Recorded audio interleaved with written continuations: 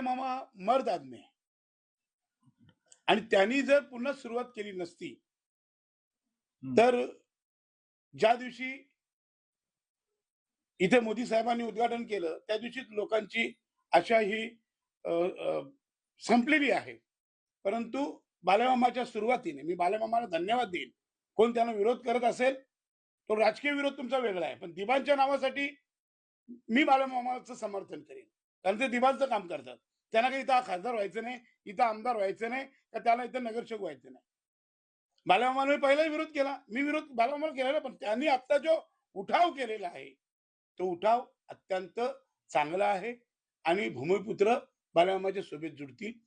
पक्षविरहित लढाई करत असतील बालेमामा तर, म्हणून पक्षविरहित जी लढाई असेल तर बालेमामांचा आव्हान आम्ही सगळे स्वीकारतो. बालेमामांनी चांगला पवित्रा घेतलेला आहे. त्यांचं मी रायगडच्या क्रांतीभूमीतून त्यांचं स्वागत करतो. कारण बालेमामामुळं रायगडाला जाग आली. असे म्हणतात रायगडाला जाग आली, तर बालेमामाचं निश्चितच मी स्वागत करणार आहे.